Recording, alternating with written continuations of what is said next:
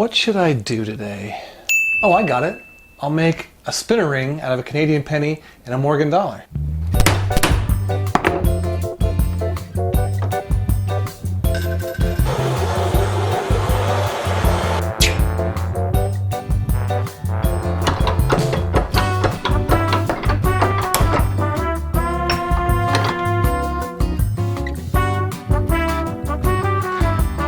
No biggie. I've got plenty of other ones.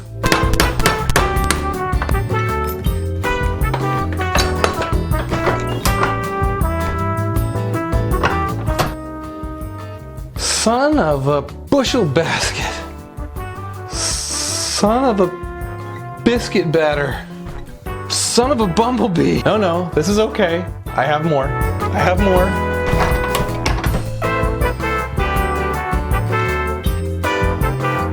I see what you did there. I see what you did there. Touché.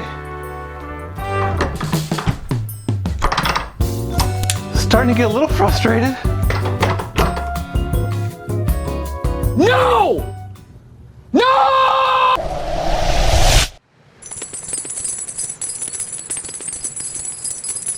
Hey, Skylar here from the Changeyoucanwear. I love making spinner rings with those large Canadian pennies, but there's a couple problems with them. For one, they're copper, and they can turn your fingers green, even on the outside a little bit. And for two, they're really hard to stretch and get over the top of something like a spinner ring. So in order to solve that, we're gonna be custom making our own out of some rose gold. And the ring we're gonna be making in this video, I'm gonna put it for sale on my website, Changeyoucanwear.net. And if you're lucky, it'll be your size. All right, let's get making this ring. So the first thing we need to do is take this Morgan dollar, get a hole cut in it, and get a cone shape made.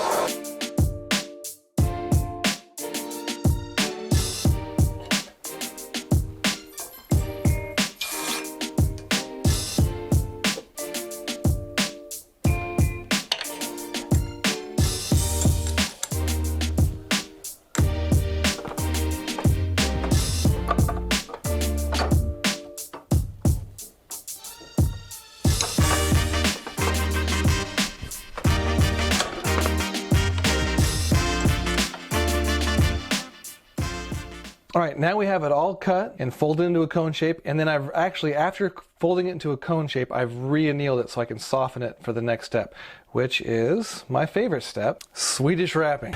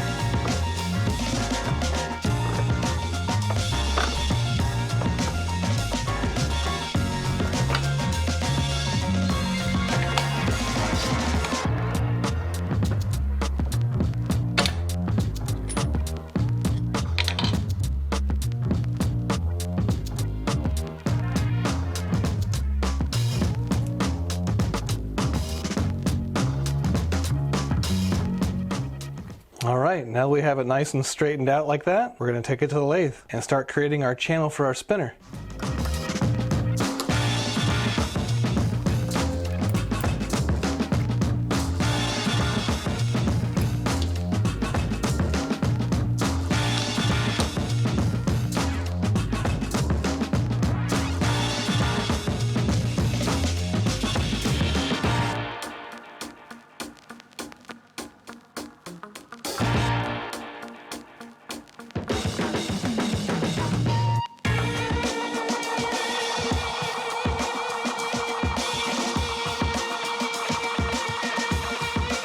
Now that we have it nice and sanded, we're going to make about 3 millimeter sides. So we're going to make a mark on either side at about 3 millimeters.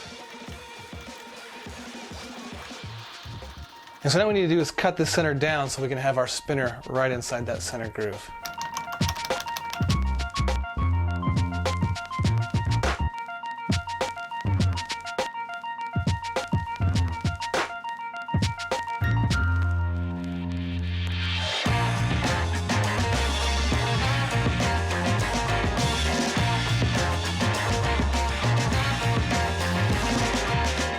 All right, now that we have it all cut out, everything looks nice and even, uniform depth, uniform sides.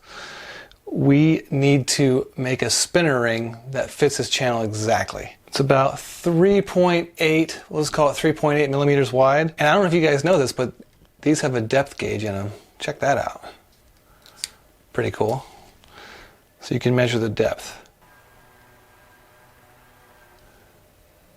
It's about 0.8 millimeters deep. So 3.8 wide, 8 millimeters deep. Let's carve out a piece of wax that would fit that exactly. All right, here's the wax we're going to be using to cut out our spinner ring. So what we're going to do is make a spinner ring out of wax that fits. And then we're going to make a mold of it and then cast it in rose gold. So that's what we're doing. So this has to be an exact copy of what we're going to be using for the spinner. And we're going to turn it down in the lathe to be exactly what we need.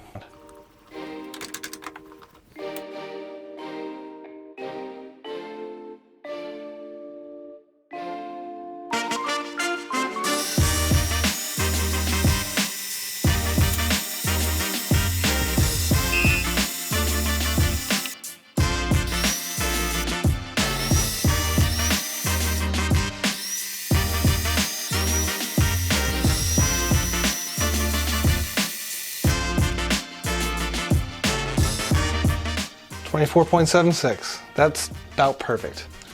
So we have the inside diameter cut. Now what we need to do is get this outside diameter cut.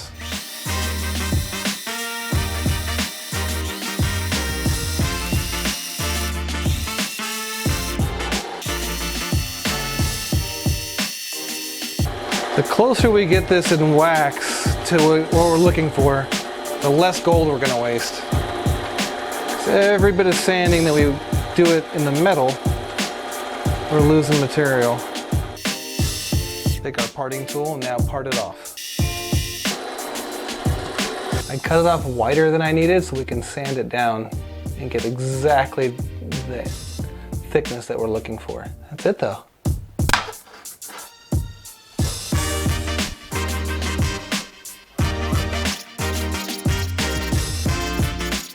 All right, it's all cleaned up and the right size now. Time to get it casted. So we're gonna go ahead and start putting a sprue on it and getting it casted.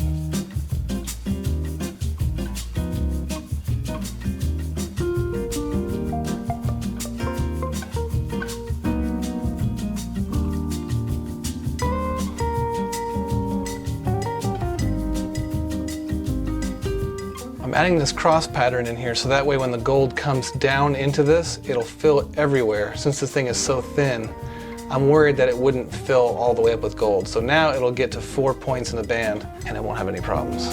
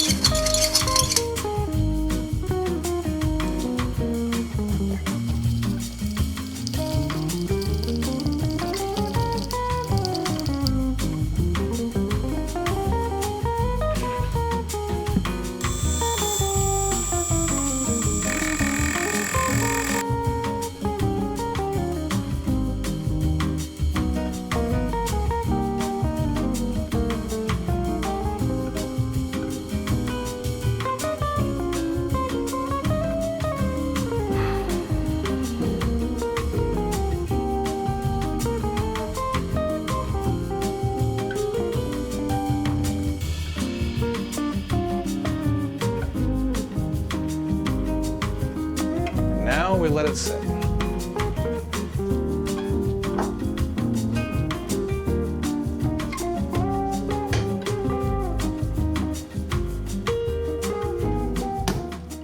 All right, while that mold is in the oven cooking and getting all the wax burned out of it, we need to start alloying ourselves some rose gold. So we have everything measured out for 14 karat rose gold. And what that noise you're hearing behind me is this bucket filling with water. And the reason we need to do that is we need to cool the alloy once it's mixed together, and that's how we're gonna do it. We're gonna make it into casting shot. You'll see how it works. It's pretty fun. All right, so now we have our soldering station over here all set up and ready to start alloying some gold. And as soon as that's done, we're going to pour it carefully and slowly into that full bucket of water. Super clean and ready to take the alloy when we're ready to dump it in. Let's get started. All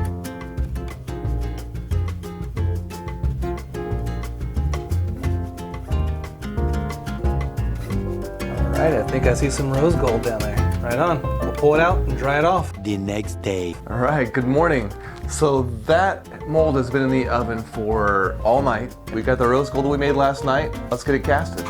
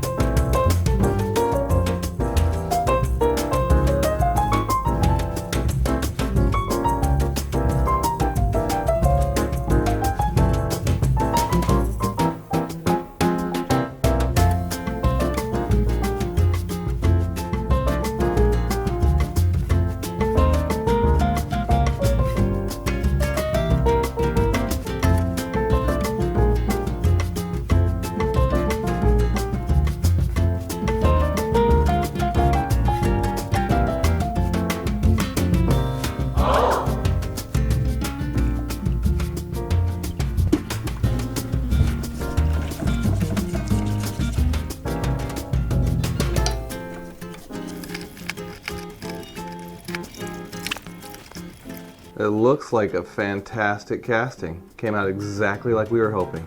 All right, let's get it cut out. Let's get all the sprue stuff cut out, and then we'll get that cleaned up, and then we'll start engraving. And I get to use my new haymaker from Pepe Tools to cut the sprue off. Isn't this thing awesome?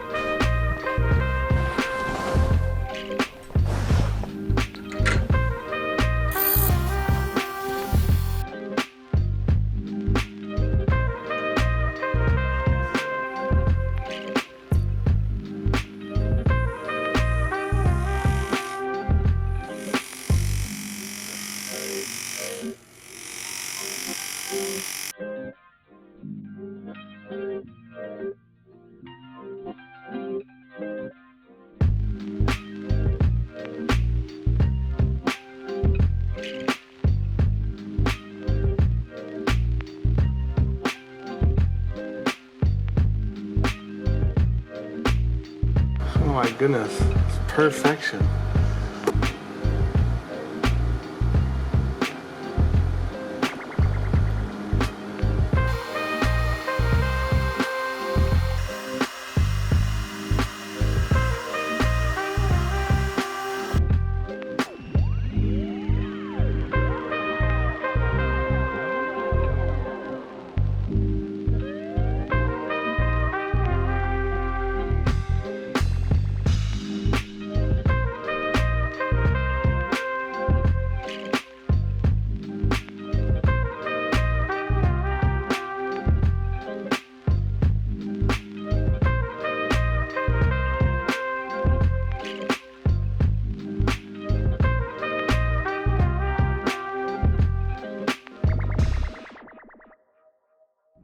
finally have this guy completed, and we have this one completed. So now's the moment of truth. We need to join them together. And we've been working for hours on engraving this, casting it, carving it out of wax, and if we don't get it exactly right, it's ruined. So we got to make darn sure this thing is checked and double checked before we ever try joining them together. Because if it's not the right size, it'll get stuck and there's no way of getting it back off. So, of course, I've done that over and over because I really don't want to see this get messed up, because that's like a super cool ring. Just a standalone ring. It would be a really cool ring. So I definitely don't want to ruin it. We'll put this guy coin edge facing down in our 17-degree die from Pepe Tools and squeeze it until we can fit that band over the top and into the channel. Here goes nothing.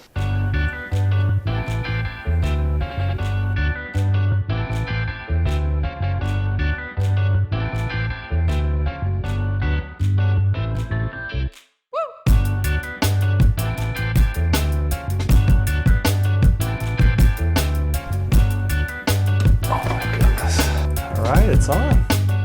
So now what we need to do is stretch this side back out.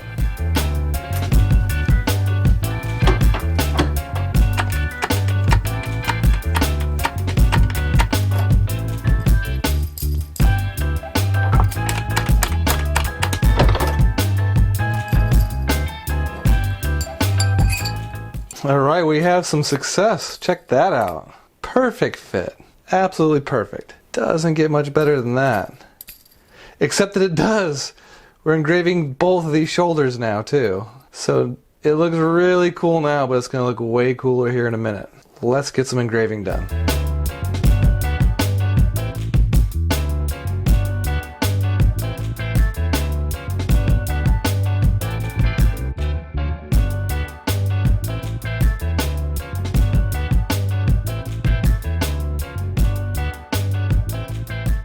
Alright, so here it is after the engraving and the polishing. It is really, really loaded with details. So I'm thinking I still want to antique it. Now the silver, or the gold, the rose gold won't take an antique just because it's gold. But the shoulders can definitely take an antique since they're silver. So I think it'd be kind of neat to have an antique look over it. And I'm still not sure if I should do like a satin finish on it or if I should polish it back up. I'm gonna kind of play that one by ear. I'm sure it's gonna look good either way. Honestly, you could leave it just like this and it'd be fine. But I definitely want the inside to have an antique like a normal coin ring would. So we're gonna do the same thing on the outside. But I'm gonna do this a little bit differently this time. Instead of dipping the entire thing, I'm just gonna be putting it on with a Q-tip. Just because I don't want any in that channel if I can help it. So that's what we're doing. So we have our liver of sulfur gel, we've got our hot water, put a couple drops in. Now we're just going to carefully dip our cotton swab in and then just put it in the areas we want it.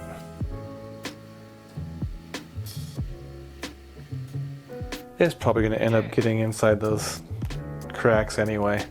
You know what? We're going to do the whole thing. Ooh, it might be reacting to that gold a tiny bit. Oh, maybe it's a good thing we did what we did. I'll let it sit there for a little bit. All right, check it out. This is the way it looks now. Still spins.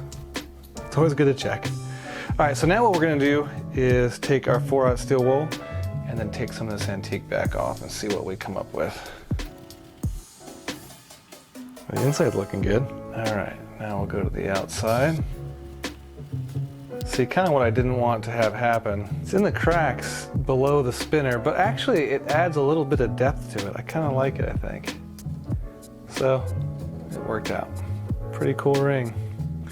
Now from here we could polish it, or I could just wipe it with a jewelry wipe and call it done. I kind of think I want that half non-polished look to it, I think. I think I'm gonna keep it like that. So since we're doing that, I won't be using a buff. I'll just use one of these jewelry wipes. Just like I would a regular coin ring.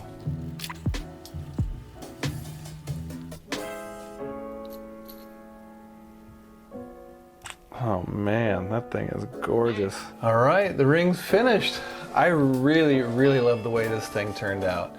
You know, learning how to cast and alloy rose gold and then learning how to engrave just brings these spinner rings to a whole nother level. So make sure you guys check out my website, Changeyoucanwear.net. One from the video will be up there for sale. And also while you're there, make sure you check out a lot of the other fine jewelry I'm doing as well. There'll be some stuff that I've been making that I'm just putting up there that are custom one-off pieces.